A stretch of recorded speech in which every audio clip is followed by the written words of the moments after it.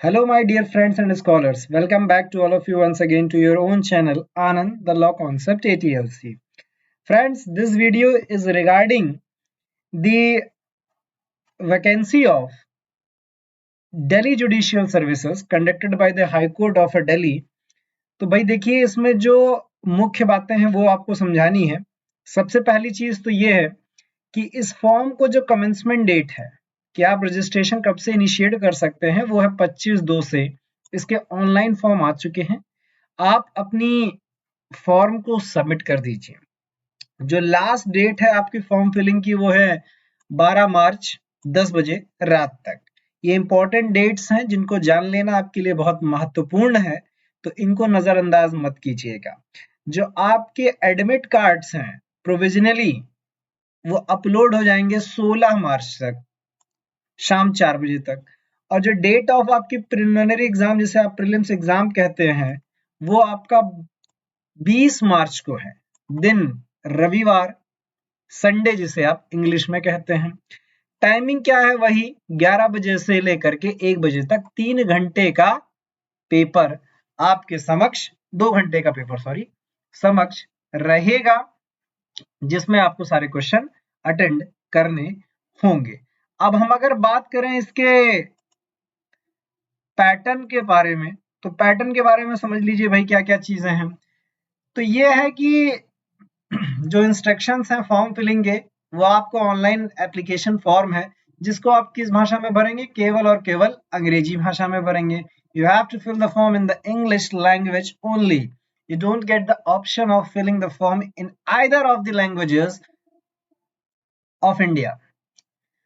दूसरी बात, जब आप एग्जामिनेशन सेंटर पर जाएंगे तो आपको ध्यान रखना है कि जब भी आप अपीयर होने जाएंगे आपको एक valid and original identity card, photo identity लेकर के जानी होगी, जिसमें आपका वोटर कार्ड आ सकता है, पासपोर्ट आ सकता है, कोई भी ऐसा आईडी कार्ड जो कि बार एसोसिएशन के द्वारा या फिर गवर्नमेंट अथॉरिटी के द्वारा इशू किया गया हो। बार एसोसिएशन के द्वारा ये सारी चीजें आ सकती हैं, गवर्नमेंट अथॉरिटी के तहत जैसे कि आपका आधार कार्ड, पैन कार्ड, ये सारी चीजें आ सकती हैं। अगर आपके पास ये दस्तावेज नहीं होते हैं तो आपको एग्जामिनेशन हॉल, परीक्षा कक्ष जिसे कहते हैं, उसमें आपको एडमिशन नहीं मिलने वाला है। बहुत सही बातें लिखी गई हैं, एकदम डरावनी बातें। दूसरी बात, चौथे पॉइंट को आप नजरअंदाज बिल्कुल नहीं कर सकते हैं। जो लोग पहले से बेरोजगारी की मार नहीं झेल रहे हैं और रोजगार है जिनके पास, वो खासकर जो गवर्नमेंट सर्विस में है या पब्लिक सेक्टर यूनिट पीएसयूज में है, बैंक में कहीं भी वर्क कर रहे हो, फलाना ढिमका, वो अपने पेरेंट ऑफिस को सूचना दे दें, वहां से एक नो ऑब्जेक्शन सर्टिफिकेट वगैरह ले लें कि भैया हमने यहाँ पर अप्लाई कर रखा है और यहाँ पे हमें एग्जाम देने जाना है। This is all about the point number 4। If we move on the point number 5, तो देखिए भाई जो लोग मेंस के लिए क्वालिफाई करेंगे, मतलब कि सक्सेसफुल होंगे आपके प्रीलिम्स एग्जाम में as well as the main exam में, तो उनको एक set attested copy of the following documents, ये अब आप पढ़ लीजिएगा, ये पढ़ाने की मुझे जरूरत नहीं है समझाने की कि इसमें क्या चीजें लिखी गई हैं, क्या नहीं लिखा गया है।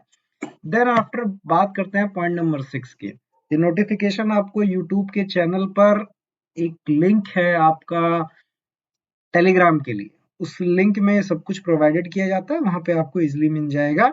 नहीं तो दिए गए नंबर 9452220757 पर कॉल या व्हाट्सएप करके कोई भी क्लासेस की रिक्वायरमेंट है उनके बारे में जान सकते हैं, अपनी क्वेरी डाल सकते हैं।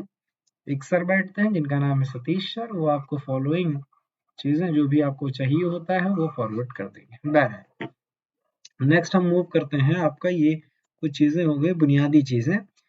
आपके अगर हम मार्किंग पर बात करें तो दिल्ली जुडिशियल सर्विसेज एग्जाम में याद रखिएगा ऑब्जेक्टिव टाइप पेपर होता है। एक क्वेश्चन अगर गलत है आपका तो 25% मार्किंग आपकी माइनस हो जाती है। प्रीलिमिनरी एग्जाम 200 नंबर का होता है जो कि आपकी लीगल नॉलेज जिसमें पूछी जाती है, आपकी इंग्लिश कैसी है, objective legal problem based question होते हैं, जिसमें मेनली जो लॉ के पेपर्स हैं उसमें कॉन्स्टिट्यूशन ऑफ इंडिया आता है, सीपीसी आता है, सीआरपीसी आता है, इंडियन कॉन्ट्रैक्ट एक्ट आता है, लायबिलिटी पार्टनरशिप एक्ट आता है, आर्बिट्रेशन एंड कंसिलेशन एक्ट आता है, Indian evidence act, SRA, limitation act, POCSO as well as the commercial act 2015 भी इंक्लूड किया जाता है। अगर हम बात करें क्वालिफाइंग नेचर की, तो जिसमें मिनिमम क्वालिफाइंग आपको प्रीलिम्स में 60% चाहिए होता है and for the general candidates and 55% marks चाहिए होते हैं रिजर्व कैटेगरी के लिए। हालांकि जो मेन एग्जाम होता है उसमें याद रखिएगा कितने लोग बुलाए जाते हैं, 10 गुना जितनी भी वैकेंसी है उसके 10 गुना लोग कॉल किए जाते हैं कि भाई आपको मेंस एग्जाम में बैठना है। मेन एग्जाम की अभी बात करना ज्यादा उचित नहीं है क्योंकि नोटिफिकेशन प्रिलिमिनरी एग्जाम का है, तो जो लोग अगर प्रीलिम्स क्वालिफाइड करते हैं देन आफ्टर हम उनको मेंस को लेकर के बात करेंगे। हाल फिलहाल मेंस में ये है कि भाई देखिए 4 पेपर आते हैं, जनरल लीगल अवेयरनेस का, लैंग्वेज का, सिविल लॉ का 2 पेपर होता है और एक क्रिमिनल लॉ का होता है। इस क्या कहते हैं पूरे नोटिफिकेशन में आप ये सारी चीजें पढ़ सकते हैं कि क्या क्या पेपर इसमें आएंगे।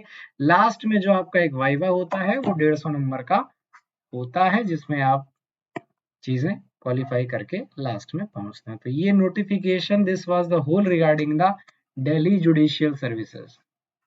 ठीक है, बाकी आपको अगर कोई कोर्सेज चाहिए तो आप आनंद लॉ कॉन्सेप्ट की वेबसाइट जो कि यूट्यूब पर है अपना ATLC के नाम से, उसको आप कनेक्ट कर सकते हैं और 9452220757 पर कॉल करके क्लासेस चल सकते हैं। मेजर लॉज जितने भी हैं वो एक डेप्थ नॉलेज के साथ प्रोवाइडेड हैं, इसका रिकॉर्डेड लेक्चर्स के फॉर्मेट में, जिसकी सबसे ज्यादा हाईएस्ट डिमांड अब तक की अपने चैनल ETLC पर आया हुआ है। तो आप चाहें तो खुद भी इसमें एनरोल कर सकते हैं। इसके बेनिफिट्स ये होते हैं कि आप जब चाहें तब लेक्चर को देख सकते हैं, जितनी बार चाहे रिवाइज कर सकते हैं।